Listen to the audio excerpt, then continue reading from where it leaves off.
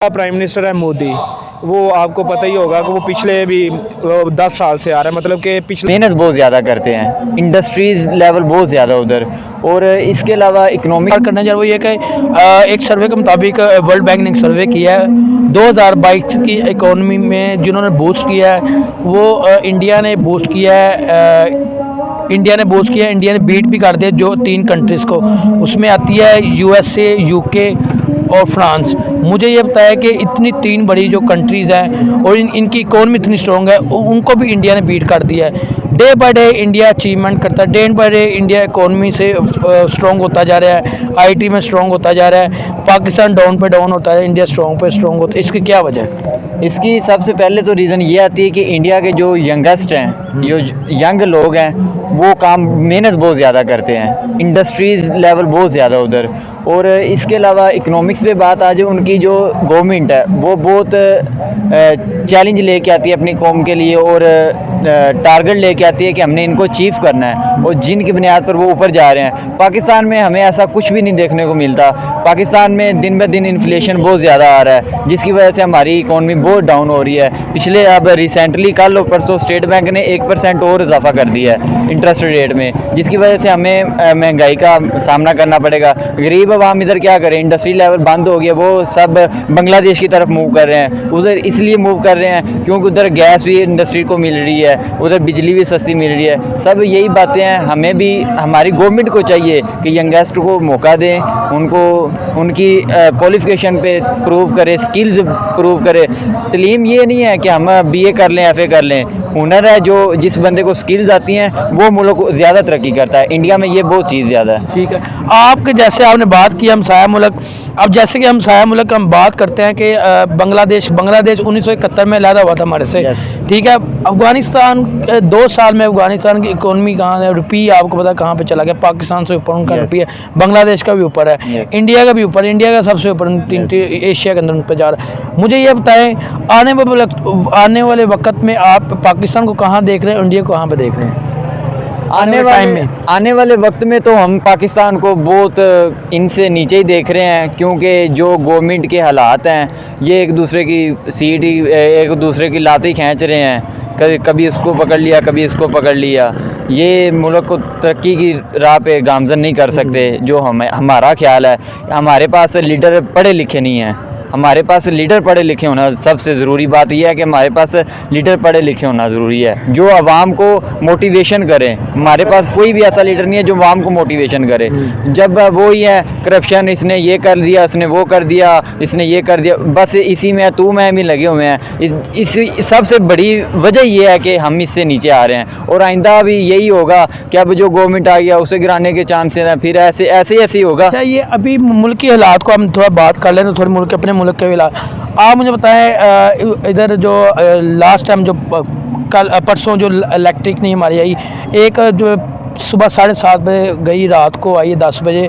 मुझे बताएं, एक एनर्जी की क्राइसिस भी हम जा रहे हैं, फ्यूल पे भी हम करीब जो है ना फ्यूल भी हमारा शॉर्ट होने जा रहा है, मेडिसिन भी ऑलरेडी क्राइसिस चल रहे हैं, फूड पे हमारे क्राइसिस, आटा पे हमारे क्राइसिस चल रहे हैं। हाँ, मुझे जो मेडिसिन जो फार्मास्यूटिकल उन्होंने बोला हमारे एलसी ओपन कर लें, मेडिसिन का और बढ़ान जो आगे स्टार्ट हो, इसको कैसे देख रहे हैं कि क्या पाकिस्तान की जो गवर्नमेंट का इतना डॉलर नहीं है कि वो आगे से एलसी ओपन कर सकें? पाकिस्तान की गवर्नमेंट के पास सब कुछ ही है। पाकिस्तान इस वक्त भी तरक्की कर सकता है अगर पाकिस्तान के लीडर तो ठीक हों। All leader of Pakistan disloyal, सब बेवफा हैं। पाकिस्तान इंस्टेंट बहुत सी मेहनतों के बाद बना है, बट जो अब लीडर है ना, उन्होंने इंपोर्ट भी बंद कर दिए हैं। हम ये बात, आपकी बात का जवाब है, इंपोर्ट उन्होंने बंद कर दिया है। और इंडस्ट्री लेवल को मार्जिन टैक्सीज इतने ज़्यादा लगा रहे हैं, वो कहाँ से पूरे करें? जब कॉस्ट पे ज़्यादा आएगी, कॉस्ट ही ज़्यादा आनी है, तो आगे उन्होंने महंगी करके बेचनी है, और महंगी चीज़ आवाम परचेज़ नहीं कर सकती, जिसकी वजह से यही है कि गरीब बंदा तो वैसे ही मर जाएगा। यही ठीक है। कोई मैसेज देना चाहेंगे आप?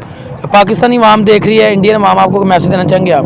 मेरा मैसेज यही है कि बंदे को जो करना चाहिए ना ज़िंदगी में, वो एक टारगेट होना चाहिए और आगे से आगे बंदे को जाना चाहिए। ये नहीं कि किसी के, उनका सर्वे हुआ है 2022 में, उन्होंने ये बोला है यूएसए, यूके और फ्रांस उन्होंने इंडिया ने बीट कर दिया है इन तीनों जो कंट्री जो जिनकी इकोनॉमी बहुत अच्छी है, स्ट्रॉन्ग है। 2022 के सर्वे में उन्होंने इनको तीनों को जो है ना बीट कर दिया है। इसको किस तरह देख रहे हैं? India day by day achievement करता जा रहा है, हम डे बाय डे डाउन होते जा रहे हैं, इसकी क्या वजह है? भाईजान, इसका सबसे जो अच्छा जो पाकिस्तानी अवाम है और पाकिस्तान के पॉलिटिक्स हैं, उनका सबसे ज़्यादा रोल तो अवाम का तो नहीं लगता, सबसे ज़्यादा पॉलिटिक्स का लगता है। क्योंकि इधर तो कोई बंदा एक परमानेंट नहीं है, कोई भी हुकूमत आती है एक परमानेंट तौर पे नहीं आती। मतलब कि उसको यही पड़ा रहता है कि मैं कहीं उतार ना दिया जाऊं। जब भी किसी गवर्नमेंट में परमानेंसी आती है ना, तो तब वो एक स्टेबल लाहे अमल बनाते हैं, स्टेबल फॉरेन पॉलिसी बनाते हैं, तो वो पूरी हिसाब से तरक्की करते हैं। हमारे मुल्क का हिसाब ये है कि जब भी कोई तरक्की करने लगता है ना, तो उसको पीछे वाली ताकतें होती हैं ना, वो उनको आगे नहीं बढ़ने देती, वो उनके ना पाँव जिस तरह ना पाँव खींचते हैं। तो इसलिए पाकिस्तान में एक स्टेबिलिटी नहीं है, एक जो अवाम है उनको आपस में एतमाद नहीं है पॉलिटिक्स पे, और पॉलिटिक्स को अवाम पे एतमाद नहीं है। इंडिया की तरक्की करने का सबसे बड़ा सबब ये है क्योंकि वो उनमें एक परमानेंसी है।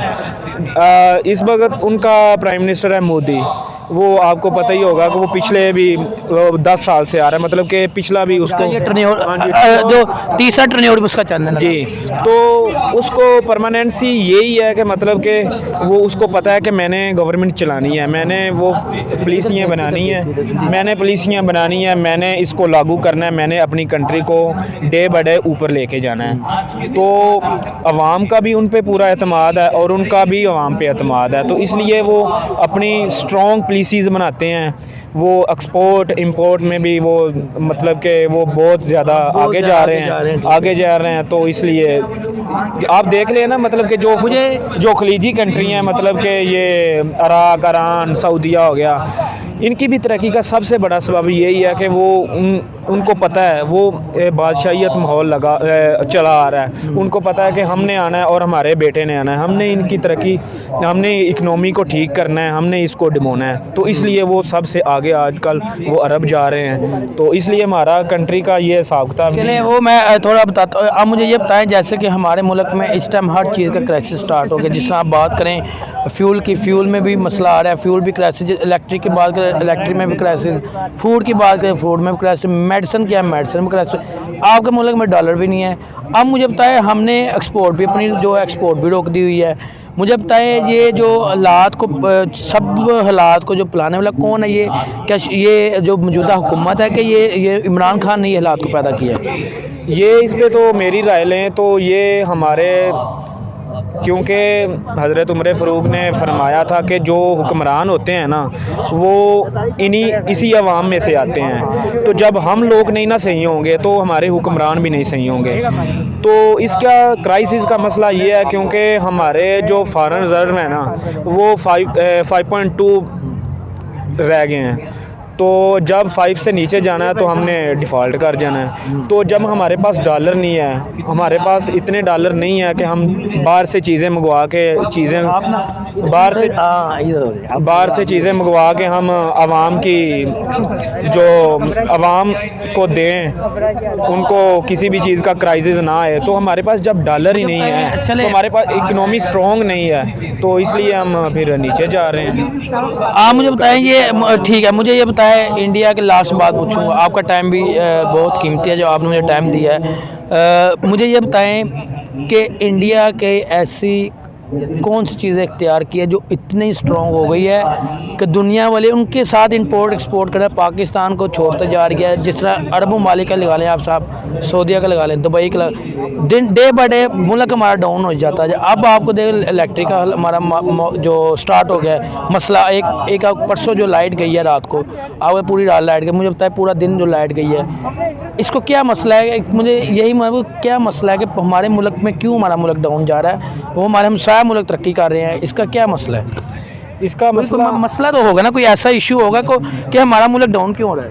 हमारा मुल्क डाउन इसी वजह से हो रहा है कि हमें पूरी तरह से स्टेबिलिटी नहीं है हमारे बिल्कुल पास, ऐसी है, right। स्टेबिलिटी नहीं है हमारे पास। बिजली बनाने के लिए जो फ्यूल होता है वो हम बाहर से मंगवाते हैं। आजकल तो सऊदी अरब से मंगवा रहे हैं, वैसे हमारे ये बंद करने लगे हैं। तो वो रूस से मुआहदा हो गया है ना, वो उन्होंने तो उसका भी पेट्रोल आप अगर मुआहदा को आपको लगता है कि ये मौजूदा हुकूमत पेट्रोल आपको सस्ता देगी, आपको लगता है इस बात? सर इसका अगर सस्ता देगी ना तो हम फिर भी डिफ़ॉल्ट कर जाएंगे। ये हुकूमत को इसी रेट पे मत देना चाहिए या थोड़ा इससे कम लेस पे दे जाए, क्योंकि एक मुल्क स्टेबल तो हो, एक स्टेबल होगा तो मुल्क थोड़ा सा आगे जाएगा। ठीक है। अगर आगे नहीं जाएगा तो हम डिफ़ॉल्ट जब कर जाएंगे, अगर यही सस्ता दे दें आवाम को दे दें तो हमारे पास पैसे नहीं इकट्ठे होंगे। हमारे पास जब पैसे नहीं इकट्ठे, क्योंकि सबसे ज़्यादा जो बिकने वाली चीज़ है और सिगरेट और ये है, अगर सिगरेट का भी जो असल रॉ मटेरियल्स है ना वो भी बाहर से आता है, जो